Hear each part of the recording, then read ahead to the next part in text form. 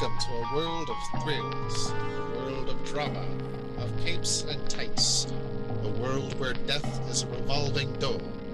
Welcome to the Geek Matrix.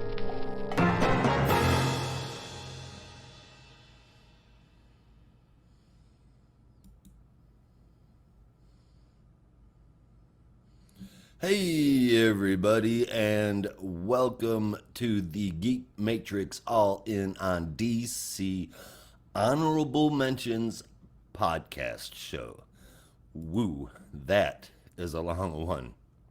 It's a little extra place to show a little extra love to the books that don't make it on the main show. It's a companion show to the main show, so the numbering will be paired with it. And the first episode has me combining the last week of 2024 with the first week of 2025. From here on out, the show will vary in length, but will always be fairly short. This one being probably the longest, at least until next year's holidays.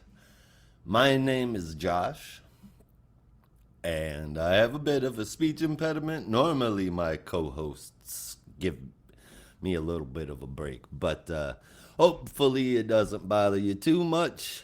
Again, my name is Josh. We are the Geek Matrix, and these are the Geek Matrix Honorable Mentions. Without further ado, let's jump in. First up is Batgirl number 3. Written by Tate Bromble, art from Takeshi Miyazawa, colors by Mike Spencer, lettering from Tom Napolitano, and a cover by David Talaski. Cassandra is seeing a whole different side of her mom. Lady Shiva, true to her namesake God, is the destroyer. We all know that. The best fighter in all of DC. But she is also a creator. She has, for lack of a better word, a cult that follows her and does their best to make the world a better place. Never really saw that coming out of Lady Shiva. Cass is finding out that it's not just a couple of monks and her mom either. It's a lot of people, including members of the League of Shadows. And the craziest part? Running things with Lady Shiva? None other than Nyssa Al Ghul. This is good. Art and story. I'm really into it, and if you're a Cass fan, you will be too. 8.5 out of 10. Real good stuff. Next up is Batman Full Moon, written by Rodney Barnes, art and colors by Stefan Subic, and lettering from Russ Wooten. Best part of this book, right off the bat, it describes being infected with lycanthropy, what makes a person a werewolf, as having herpes of the soul. What an image. And what an intense book. One more issue to go.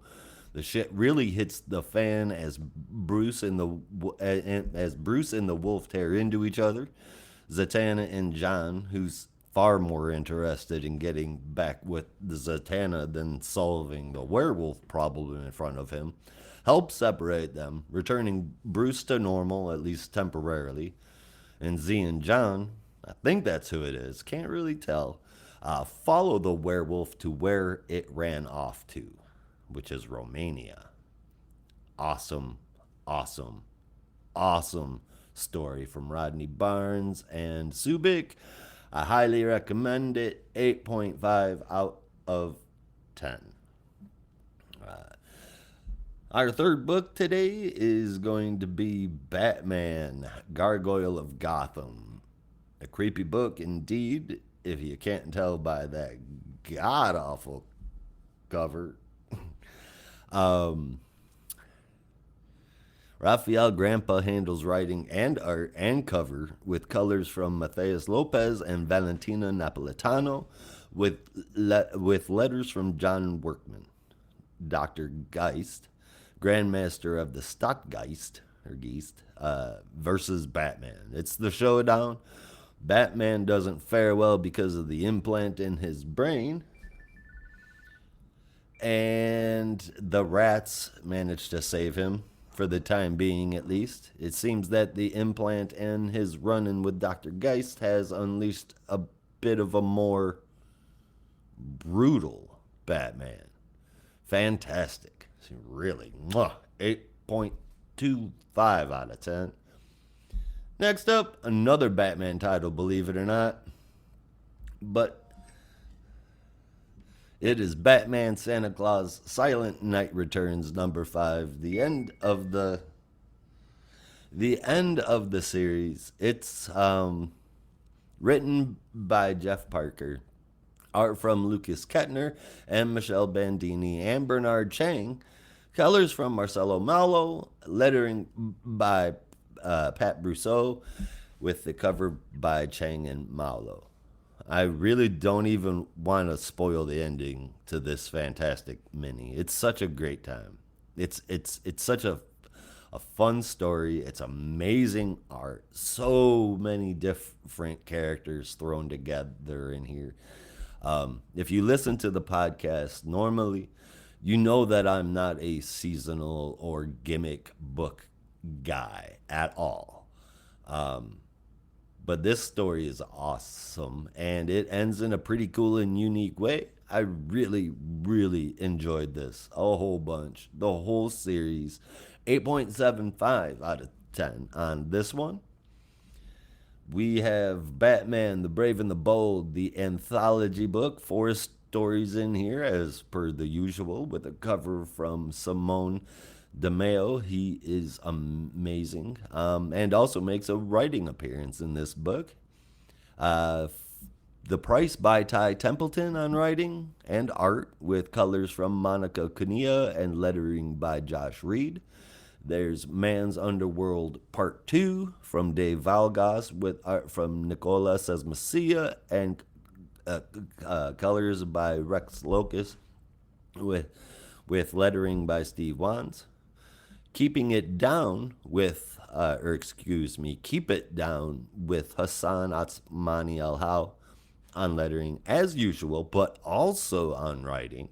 Travis Merver and Tom Derenick on art, with colors from Pete Pantazis.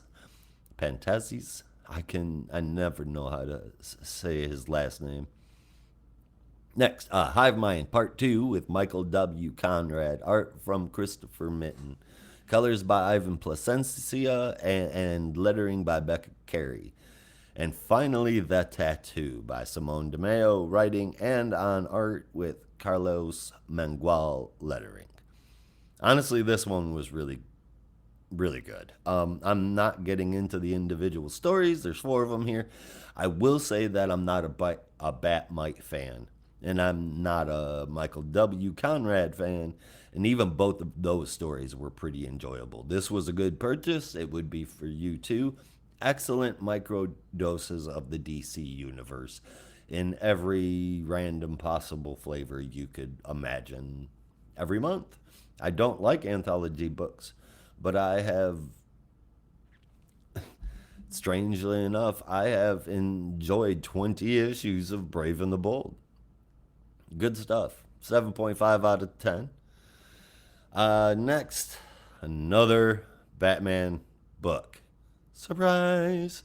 Batman The Last Halloween, number 4, written by Jeff Loeb, art from Cliff Chang, colors colors by Dave Stewart, lettering and design by Richard Starkings, and a cover by Tim Sale.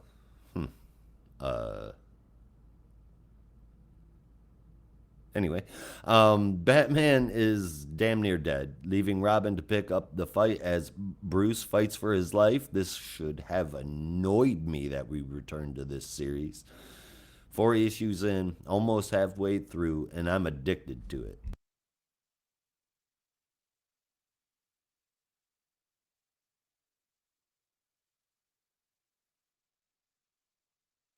Excuse me. It's one of the first issues that I grab when it's on the stands. This is excellent, especially this issue. 8.5 out of 10. Black Canary, Best of the Best, number 2. Written by Tom King with art inside and out by Ryan Sook and colors from Dave Stewart, again, with lettering by Clayton Cowles. I like Cowles better. I don't know. It's the second issue. We're still in the fight between Shiva and Dinah, with the action being broken up with flashbacks to Dinah's life and retraining her mom. The first issue was not okay. 1 second, please.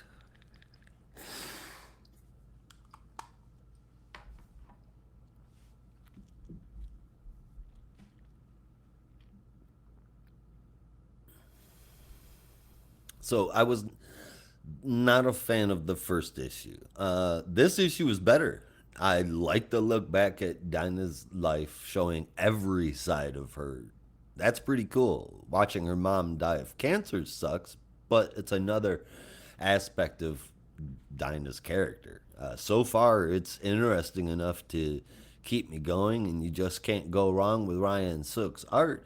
7.75 out of 10 for Black Canary, Best of the Best, and I am a pretty big Tom King critic, so this issue was great.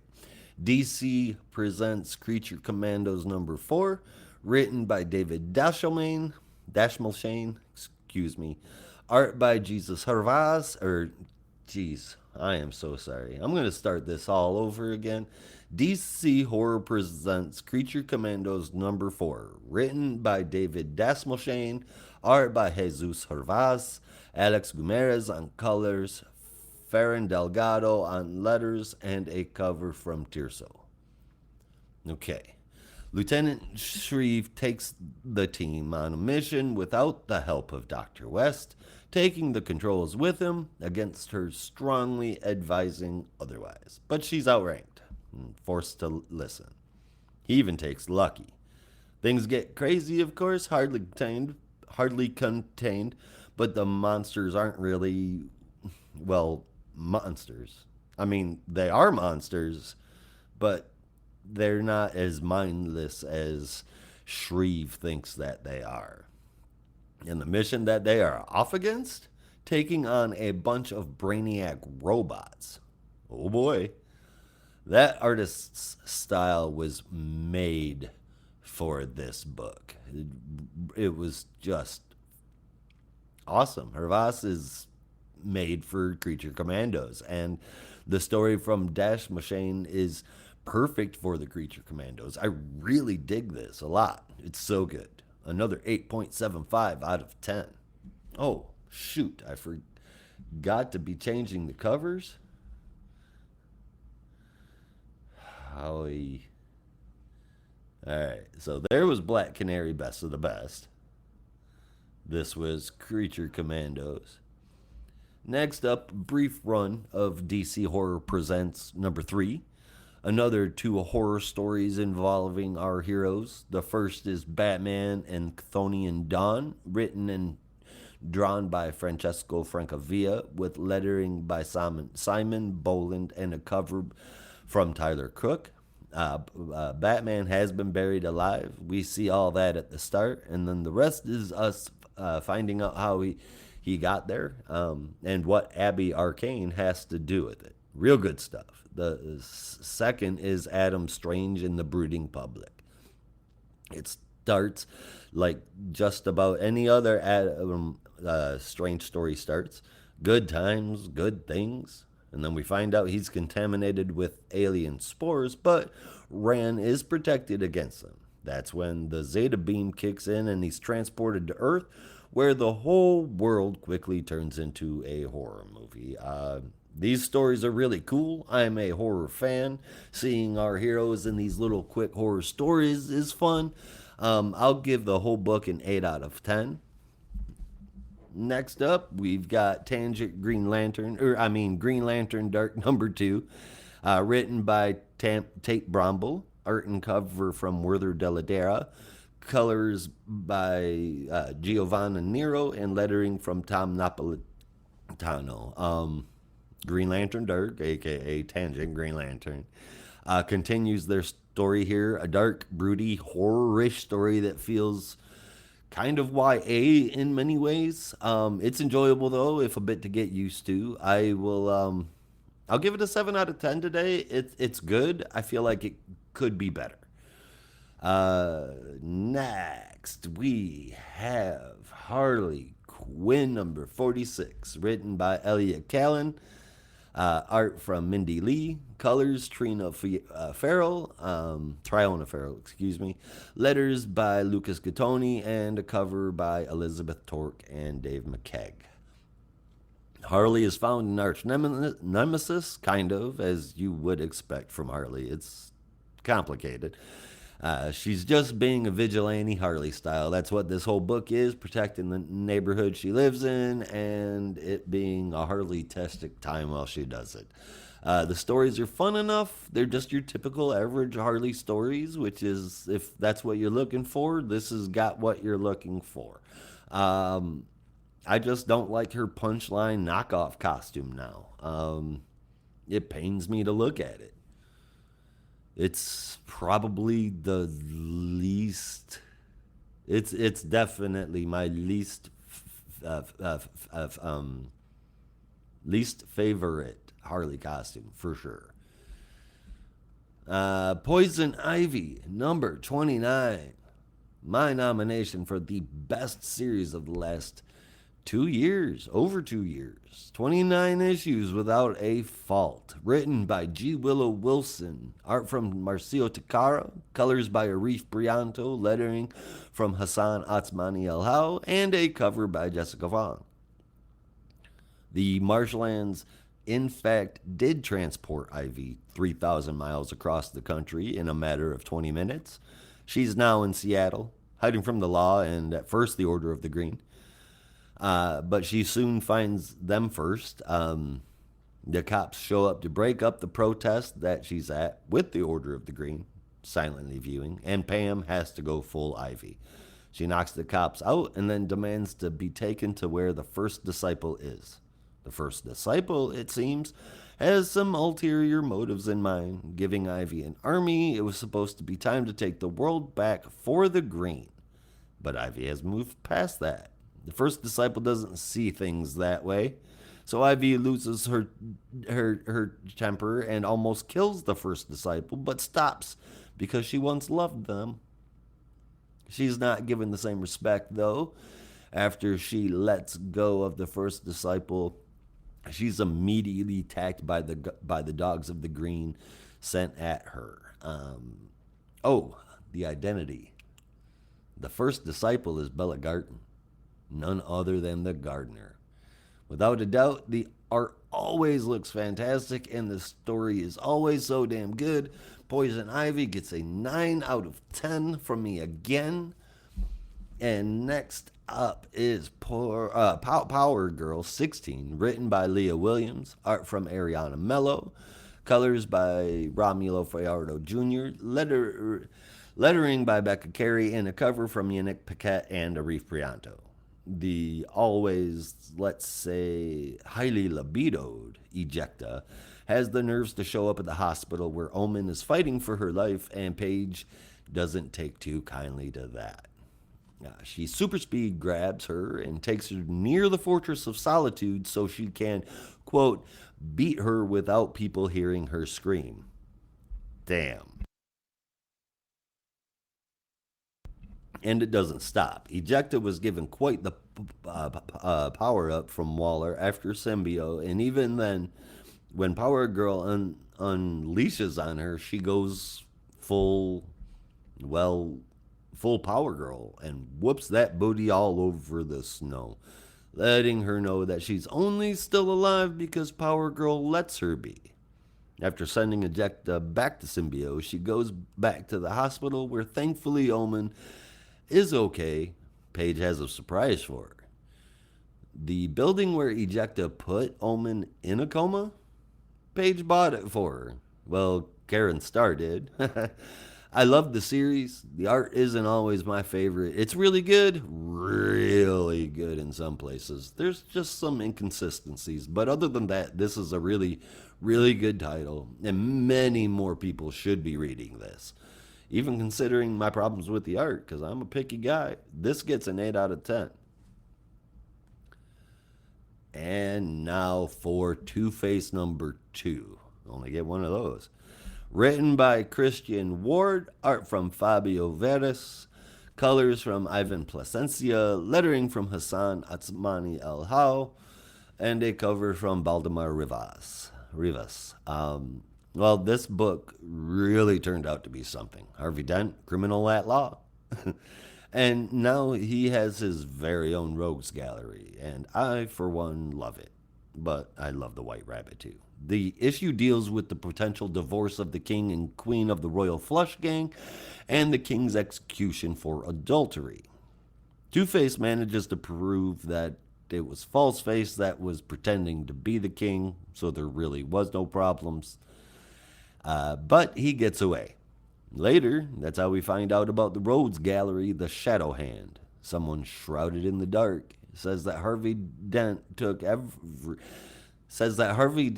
everything from them, and they're going to return the favor. Around the mystery person is Jaina Hudson and White Rabbit, who are the same people, the same person, but split bodies at times. There's also Die, Falseface, and Doubt, plus the mystery person. This could turn out to be stellar. So glad it's not another Two-Face cult book. The art is really great, and the story is really going places. 2 thumbs up for Two-Face, 8.25 out of 10, and those are all the honorables worth mentioning. Thank you for joining the first episode of Geek Matrix All In on DC, our honorable mention show. And thanks for watching. Thanks for listening. We'll be back next week covering all of DC's weekly releases. Same Geek time, same Geek channel for both our regular main show and the honorable mentions. Okay, so that is the show. I'm getting out of here, so you'll have to as well. Be careful out there, and remember, in the Geek Matrix, everybody has a home. In the Geek Matrix, you are not alone.